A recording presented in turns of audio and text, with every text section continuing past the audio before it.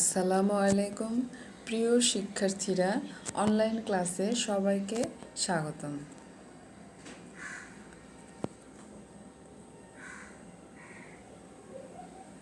আমি রোকসানা ইয়াসমিন, সহকারী শিক্ষক, আলোর মেলা KG and high school, Bogura Sadar, Bogura থেকে।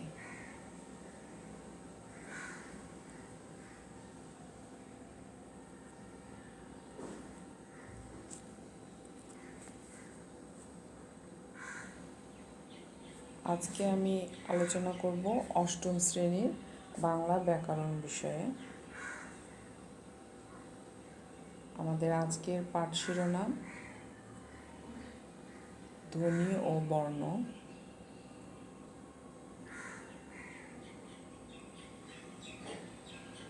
এটি দ্বিতীয় পরিচ্ছেদে আছে।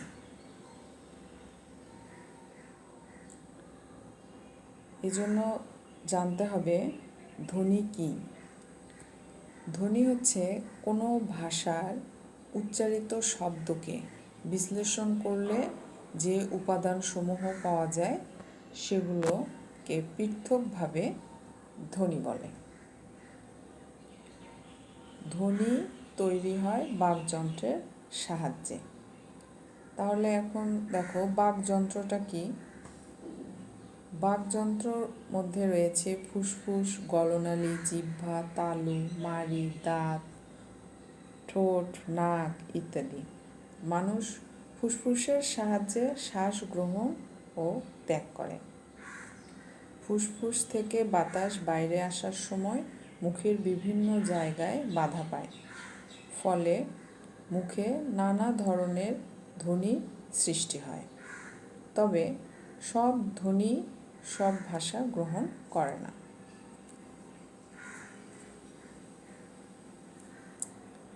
বাংলা ভাষায় ব্যবহৃত ধ্বনিগুলোকে প্রধানত দুই ভাগে ভাগ করা হয়।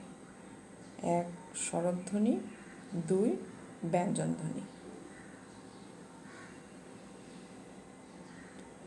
এখন দেখো স্বরধ্বনি কাকে বলে। যে ধ্বনি অন্য ধ্বনির সাহায্য ছাড়া নিজেই সম্পূর্ণভাবে উচ্চারিত হয় এবং যাকে আশ্রয় করে অন্য ধ্বনির সৃজন হয়, অর্থাৎ অন্য ধ্বনির সৃষ্টি হয়, তাকে স্বরধ্বনি বলে। বাংলা ভাষায় মৌলিক স্বরধ্বনি আছে 7টি। স্বর, স্বরেয়া, রস্বই, রস্বউ, এ, ও। এরপর আছে দেখো ব্যঞ্জনধ্বনি। যে ধ্বনি স্বরধ্বনির সাহায্য ছাড়া স্পষ্ট রূপে উচ্চারিত হতে পারে না এবং যে ধ্বনি সাধারণত অন্য ধ্বনিকে আশ্রয় করে উচ্চারিত হয়, তাকে ব্যঞ্জনধ্বনি বলে। এরপর আছে বর্ণ। বর্ণ কাকে বলে।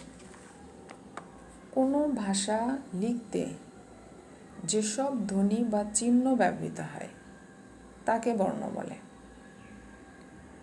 অর্থাৎ ধ্বনির লিখিত রূপই হচ্ছে বর্ণ।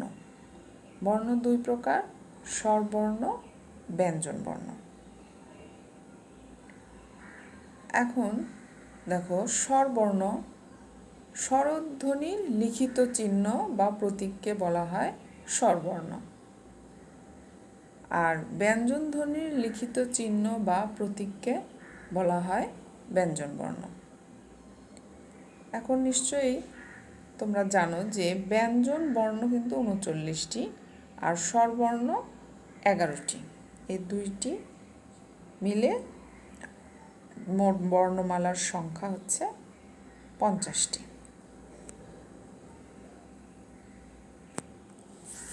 এবার দেখো স্বরবর্ণের লিখিত রূপ। স্বরবর্ণের লিখিত রূপ হচ্ছে দুইটি, একটি পূর্ণরূপ আর আরেকটি হচ্ছে সংক্ষিপ্ত রূপ। তাহলে স্বরবর্ণের পূর্ণ রূপটি কেমন। বাংলা ভাষা লেখার সময় কোনো শব্দে স্বাধীনভাবে স্বরবর্ণ বসলে তার পূর্ণরূপ ব্যবহৃত হয়। অর্থাৎ খেয়াল করে দেখো, এটি স্বাধীনভাবে স্বরবর্ণ বসবে। যেমন তিনভাবে বসবে এখানে, শব্দের প্রথমে, শব্দের মধ্যে এবং শব্দের শেষে। তাহলে শব্দের প্রথমে কিভাবে বসে? এখানে আছে অনেক, আকাশ, ইলিশ। তাহলে অনেক এই শব্দের প্রথম বর্ণ স্বরে অ, আবার আকাশ এটার প্রথম বর্ণ স্বরে আ, ইলিশ এটার প্রথম বর্ণ রস্বই। কাজে বুঝতেই পারছো যে স্বরবর্ণর এখানে প্রথমে, শব্দের প্রথমে এই স্বরবর্ণগুলো স্বাধীনভাবে বসেছে। এরপর দেখো শব্দের মধ্যে, যেমন বাউল, পাউরুটি। বাউলের মাঝখানে হ্রস্ব উকার বসেছে এবং পাউরুটির মাঝখানেও হ্রস্ব উকার বসেছে। তাহলে শব্দের মধ্যে এই স্বরবর্ণটি স্বাধীন রূপে ব্যবহৃত হয়েছে। আবার শব্দের শেষে, যেমন বই, তারপর বউ, এগুলো কিন্তু শব্দের শেষে, বই এটির শব্দের শেষে আছে হ্রস্ব ইকার, আবার বউ এটির শব্দের শেষে আছে হ্রস্ব উকার। তাহলে এটিও কিন্তু স্বাধীনভাবে বসেছে। এইভাবে স্বরবর্ণের এটি হচ্ছে পূর্ণরূপ। এবার দেখো স্বরবর্ণের সংক্ষিপ্ত রূপটি। স্বরেও ভিন্ন অন্য স্বরবর্ণগুলো ব্যঞ্জন বর্ণের সঙ্গে সংযুক্ত হলে পূর্ণরূপের বদলে সংক্ষিপ্ত রূপ পরিগ্রহ করে। আর স্বরবর্ণের এই সংক্ষিপ্ত রূপকে বলা হয় কার। স্বরবর্ণের এই কার চিহ্ন আছে 10টি, যেমন স্বরে আ থেকে শুরু করে ও পর্যন্ত। এই হলো স্বরবর্ণের সংক্ষিপ্ত রূপ। এরপর দেখো বাংলা বর্ণমালায় ব্যঞ্জন বর্ণেরও লিখিত রূপ দুইটি, পূর্ণরূপ আর সংক্ষিপ্ত রূপ। ব্যঞ্জন বর্ণের পূর্ণরূপ। ব্যঞ্জন বর্ণের পূর্ণরূপ শব্দের প্রথমে, মধ্যে বা শেষে স্বাধীনভাবে বসে। যেমন শব্দের প্রথমে আছে কবিতা, পড়াশোনা। তাহলে কবিতা এই শব্দটির প্রথমে ক আছে, এটি কিন্তু ব্যঞ্জন বর্ণ। আবার শব্দের মধ্যে আছে, যেমন শব্দ খুলনা, খুলনার মাঝখানে ল হচ্ছে ব্যঞ্জন বর্ণ, স্বাধীনভাবে বসেছে। আবার শব্দের শেষে আছে, যেমন আম, শীতল। আম শব্দটির শেষে আছে ম এবং শীতল শব্দটির শেষে আছে ল। এই দুটি কিন্তু ব্যঞ্জন বর্ণ স্বাধীনভাবে বসেছে। এইভাবে ব্যঞ্জন বর্ণের লিখিত রূপের ক্ষেত্রে পূর্ণরূপ এভাবেই স্বাধীনভাবে বসে। আর ব্যঞ্জন বর্ণের সংক্ষিপ্ত রূপ,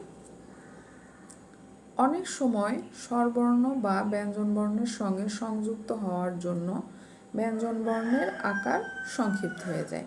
ব্যঞ্জন বর্ণের এই সংক্ষিপ্ত রূপকে বলা হয় ফলা।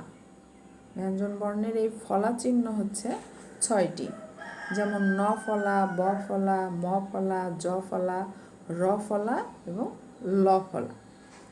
এখন দেখো ন ফলায় আছে চিহ্ন, এখানে ন। ব ফলায় যেমন বিশ্ব আছে ধ্বনি, এখানে বিশ্ব তালেবের এর সঙ্গে ব ফলা আছে। আবার ম ফলা যেমন পদ্মা, মোহাম্মদ। আবার জ ফলাতে আছে খ্যাতি, ব্যাংক। র ফলাতে আছে ক্রয়, বর্ণ। ল ফলাতে আছে ক্লান্ত, গ্লাস। তো প্রিয় শিক্ষার্থীরা, এই ছিল আমার আজকের আলোচনার বিষয়। আশা করি তোমরা সবাই বুঝতে পেরেছ। আমার আজকের ক্লাস এই পর্যন্তই ছিল। আবার তোমাদের সাথে কথা হবে আগামী ক্লাসে। আল্লাহ হাফেজ।